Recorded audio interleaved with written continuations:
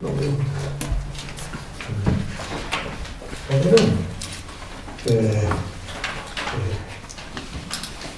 도에 관한 걸 설명하는데, 도에 관한 이 길인데, 이게 진리라는 거예요. 마땅히 걸어야 할 길인 거예요. 이걸 설명하는 거거든요. 근데 이 설명이 이게 눈에 안 보이는 거예요. 한계도 또 이렇게 땅에 있는 형상, 경험적인 대상 세계로서의 땅. 그래서 이거는 하늘에도 땅에도. 이거는 현이산이에요. 이건 현이산이야. 이건 형상으로, 경험으로 볼 수 없는 이상의 세계야. 그게 무형, 형상도 없고 작동도 없는 거야. 그런 걸 어떻게 알아? 이거를 얘기하는 도가 이 속에 들어있고, 또 여기는 형이하가 들었어요. 형이하도가 들었어요. 형이하라는 것은 우리가 눈으로 볼 수 있고, 귀로 들을 수 있고, 코로 맡을 수 있고, 입으로 맛볼 수 있고, 손으로 이렇게 촉각으로 알 수 있고, 그 경험적인 거야. 그러니까 형상이 있어. 그 상관, 그런 형상이 있고, 이렇게 국한된 거야. 국한된, 제한된 세계, 형상의 세계, 이것이 여기 들었어요. 그런데 이거 둘만 들었느냐 하면 그렇지 않아요. 인간이 가지고 있는 인도, 천지도, 인지도, 지지도가 들어있는 이 도야. 조금 어렵다고. 그러니까 우리가 종교 철학하면 이쪽이고, 이쪽으로 가면 형이하니까 물리학 같은 거, 자연과학 같은 거, 법칙 그거 다 형이하에 속하는 거예요. 그리고 정치, 경제, 사회 이것도 다 여기 속하는 거예요. 정치하지 사회 이런 건 하늘과 땅과들은 사람하고 관계가 많아. 그 소셜 사이언스라는 건 말이에요. 그러니까 인간하고 관계가 있어. 자연하고 관계도 있지만 그런 의미의 도거든. 근데 이거를 가장 논리적으로 설명. 논리적으로 설명. 논리적으로. 그래서 이게 논리적 설명이 이게 어렵다. 그러니까 저 논리를 설명하려면 서양 철학 한 사람이 좋아요. 서양 철학 안 한 사람은 잘 못 알아들어. 왜 그러냐면 그 논리적이하는 법을 모르니까. 그래서 이건 잠깐 논리적인 차원이에요. 이 성리학이라고 할 때에 이 성리학이라고 할 때 이 성이라고 하는 걸 말이에요. 응? 이거 눈에 안 보이는 거거든. 그러니까 이러한 이치를 연구하는 거니까, 이치를 연구하니까. 그러니까 이런 경험 세계는 경험적이라고 할 수가 있지만, 또 이런 그 형이상학으로 하는 것은 관념적이네요. 관념적. 그러니까 관념적인 것은 눈으로 보고 귀로 듣는 게 아니라 이해하는 거야. understanding. 에어캔넨 하는 거란 말이야. 근데 이해를 못하는 사람은 못 알아들어. 자꾸 눈으로 보고 귀로 들으려고 하고 있거든. 성리학 하는 사람이 자꾸 이런 자연과학적인 실증적인 의미로 자꾸 뒤다보고 있는데 못 알아들어요. 왜 그러냐면 거기 논리가 있거든. 논리성을 따지는 것이지 거기 무슨 물리학 배로를 하는 게 아니라고. 근데 그걸 잘 모르고 그걸 모르니까. 그럼 논리학을 알기 전에 이 논리학에 대해서 이 심리학이라는 것을 알아야 돼. 심리학. 그리고 윤리학이라는 걸 알아야 돼. 윤리학. 그리고 이런 종교 이런 걸 구별이 돼야 된다고. 이런 게 구별돼서 이 논리를 알아들어야 되는데 이런 공부를 안 한 사람들은 말이야. 그걸 못 알아듣는다. 이 윤리학 체계에도 말이야. 이게 무수하게 있어요. 단순하지가 않아. 하나가 아니에요. 이렇게 아리스토텔레스의 일반 논리학이라는, 일반 논리학, 이런 건 일반 논리학, 이런 거, 이건 기초적인 거야. 이건 기초적인 얘기라고. 근데 이것도 안 한 사람은 안 돼요. 사람은 남은 죽는 거다. 너는 사람이다. 그러므로 너는 언젠가 죽는다. 그 3단론법이 나오잖아요. 그런 건 다 일반 논리학이야. 논리학을 못하고서 뒤숭세숭 짓거리면 그건 학문도 안 되고, 그건 딴소리거든. 한게 안 돼. 비센샤프트라고 하냐, 못한다. 그럼 이런 논리학은요, 여기서 인식 논리학이라고 있어요. 인식 논리학.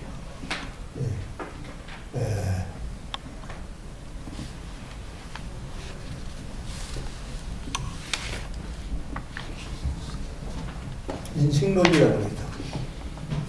이게 설명을 할 때 논리가 아니지 비약을 하면 안 돼요. 꼭꼭 맞아야 돼요. 가다가 말이 딱 뛰어서 딴 소리가 나오면 그건 안 되거든. 반드시 그 체계가 맞아야 되거든. 논리 체계가.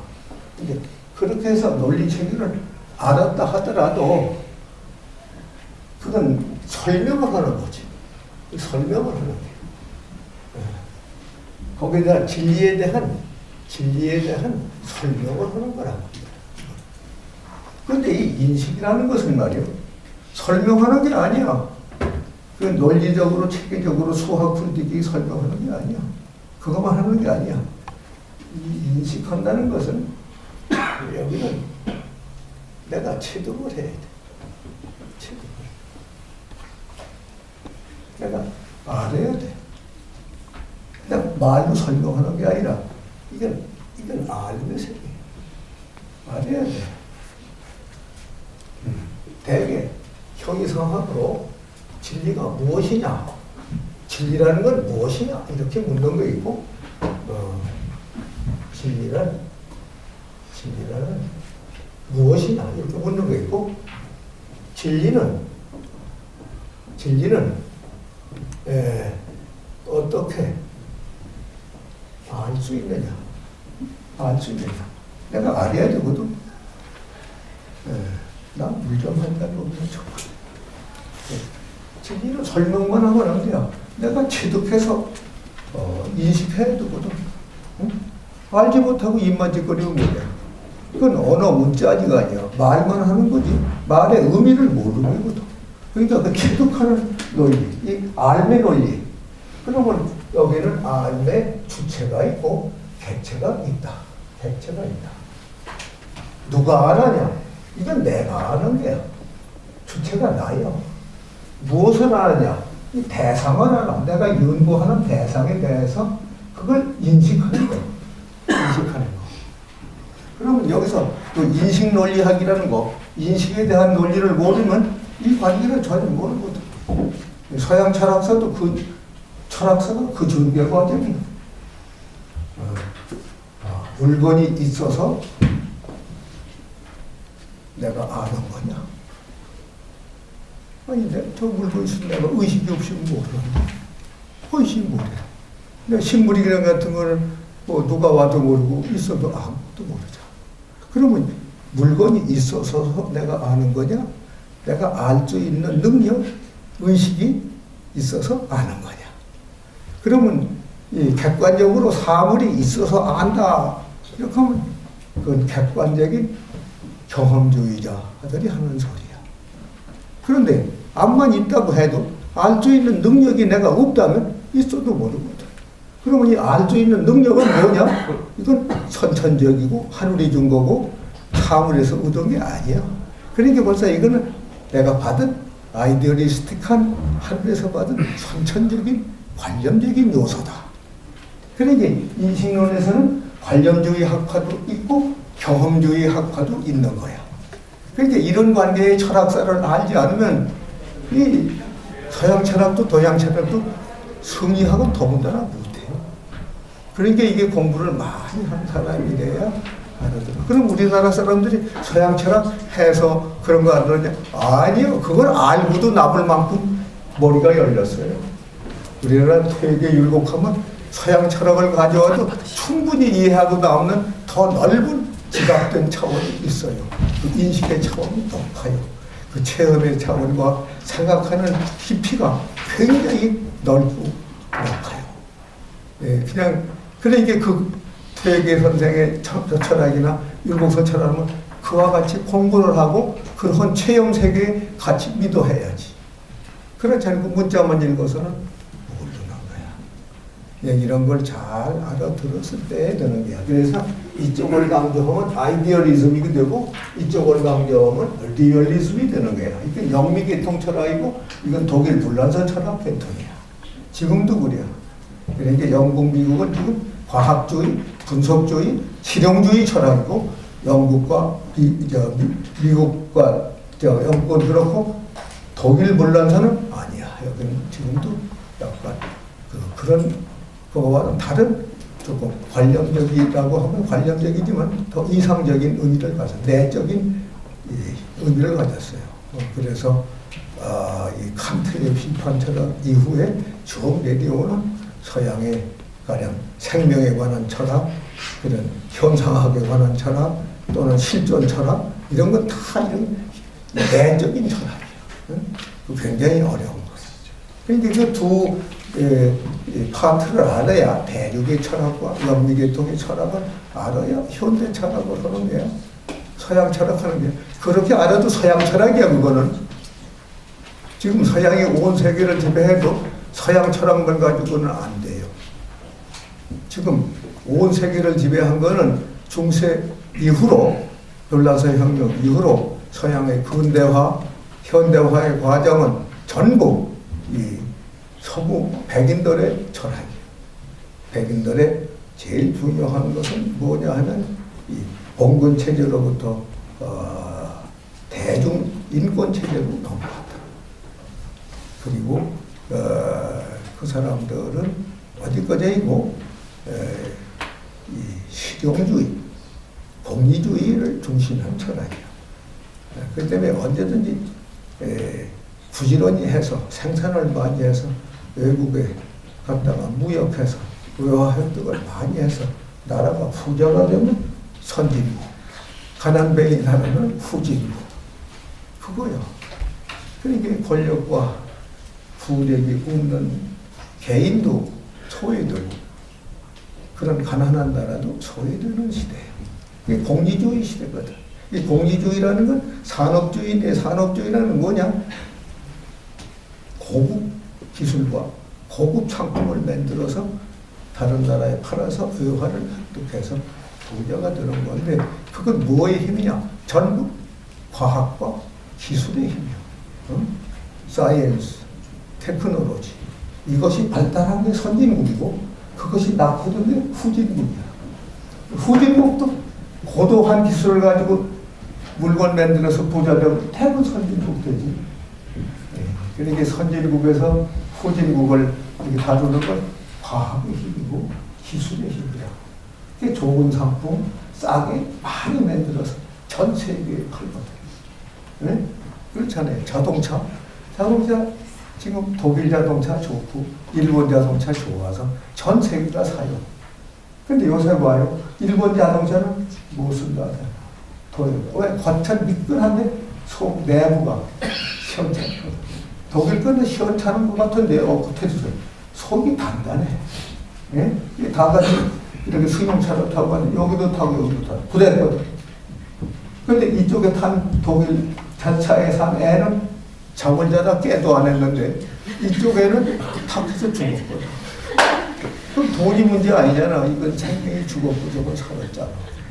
그래서 일본도 도요다 안 한다.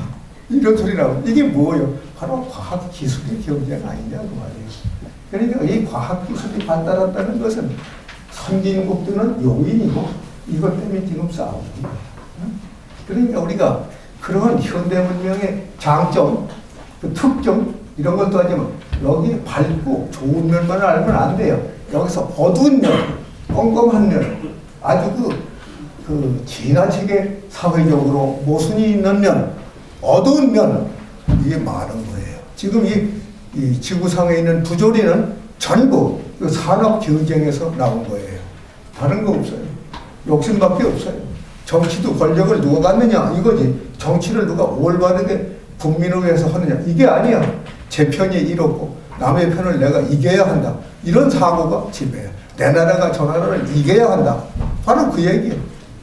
그거 얼마나 봉군 신분 사회가 지배하는 거나 돈 가지고 권력 가지고 로켓 가지고 지배하는 거나 다를 게 뭐 있어요.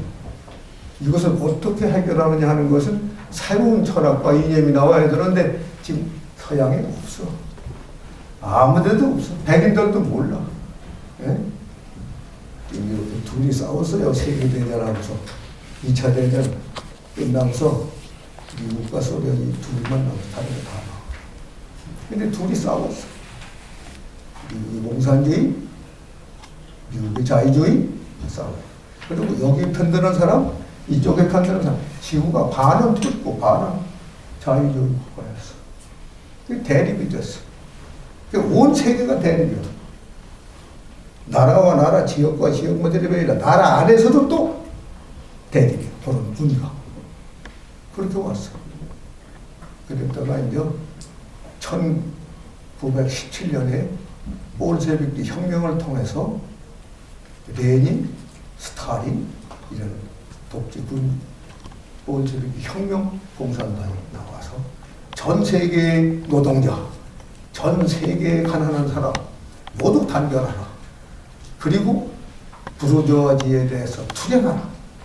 이걸 전 세계에다 내고는 이제 어려운 사람이 바꾸게 많거든. 다 동조했다는 말이야. 같이. 그래서 같이 다 협력해서 그 아주 연방제를 만드는 거예요. 공산당. 전 세계가 하나.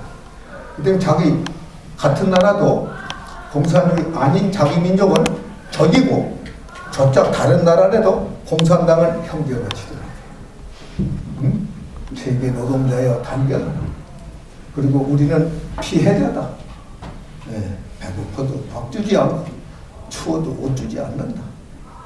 네, 그러나 소수의 자본가가 다수의 빈민을 골라주는 거니까 우리는 스크럼을 짜고 단결해야 한다. 그리고 저항해야 한다.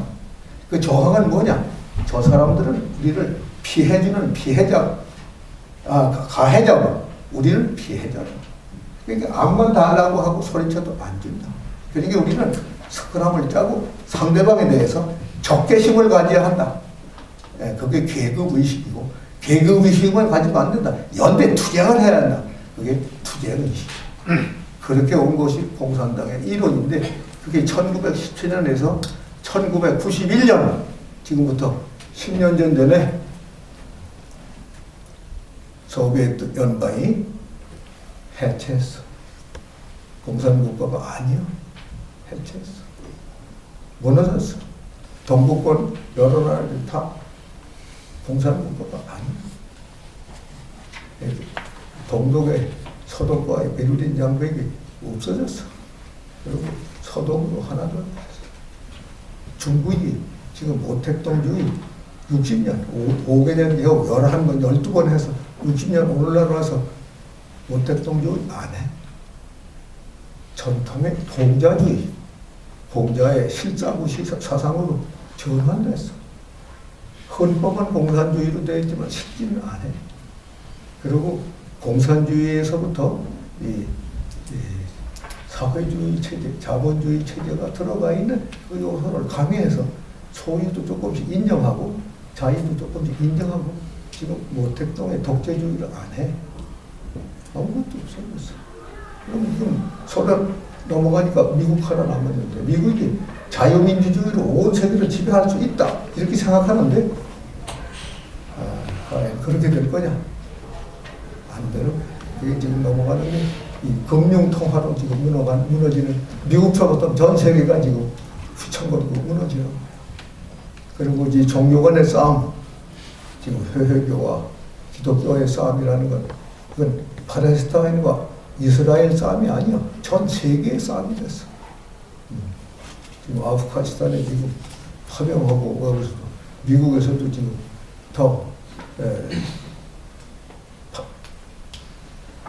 다 하면 철수하겠다고 오바마가 짓거리다가 다시 더 보내보지. 지금 그렇게 하지만 그것이 오래 갈 수 있냐? 암만 폭격해도 테러를 막을 수 있냐? 못 막아.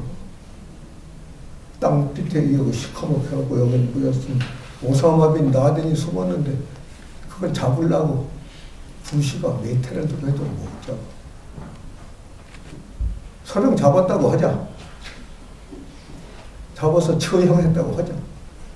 소용없어. 제2 오사마 빈 라덴이 또 나오는 해결되느냐? 해결 안 되는 얼마든지 또 폭격하는 거야. 테러. 아, 이런 문제가 어떻게 해결될 수 있냐? 해결 못해. 그럼 미국이 전 세계를 지배할 것 같은데 안 되고 있는 거야. 이건 공산주의 체제도 같지만 천민자본주의도 가야 한다는 결론이 나오는 거야. 왜 그러냐? 아, 이거 하나 만들었지 말이야. 생산비가 얼마고 자본금이 얼마 들어가서 여기 20% 30%에서 몇 점 남았다. 그건데 말이야. 그냥 부지런히 해도 돈 남는 게 한계가 있거든. 근데 금융통화라는 건 말이야. 이 돈을 말이야. 꽂았다가, 이자 많이 받고, 또 남한테 예금을 받아가지고 또 이걸 받는데 또 거기에 대한 또 이자도 또 많이 받고. 아, 이건 일도 안 하고 말이야. 돈만 가지고 둥글리면서 이 사람들 저 20% 30% 이건 뭐 200% 300% 이번째 말이야. 이게 될 말이냐 말이야. 안 되는 거다. 이 의식이 전 세계로 퍼질 때 천민자본주의는 안 되는 거야 앞으로. 그럼 이것도 가고 이것도 간다 이렇게 봐야 돼. 그럼 어떠한 이념과 철학과 제도로 인류 70억 인류를 우리가 평화롭게 할 수 있겠느냐? 아무도 몰라. 거기에 대해서 할 말이 있다. 이게 바로 우리 순리학이 대단히 중요한 거예요. 이 모티브를 알고 세계적인 지식을 가지고 이걸 배우고 철학을 깊이 하면 굉장히 좋은 거야. 근데 알기 어려워요. 여간 공부해도 평생을 두고 해도 할까 말까 그렇게 되는 공부를 우리가 조금 공부하는 게니까 잘 알아서 공부하는 게 좋아요. 그리고 여기서 인식논리를 해서 주관논리를 했지만 이런 건 문제가 아니에요. 여기서 이런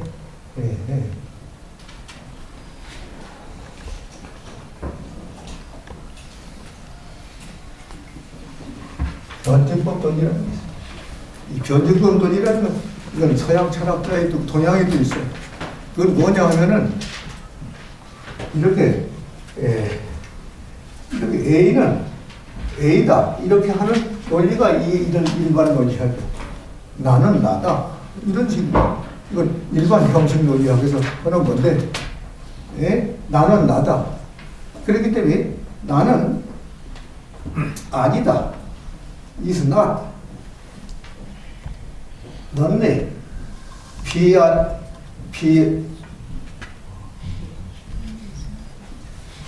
나는 난데 나는 나 아닌 것이 아니다.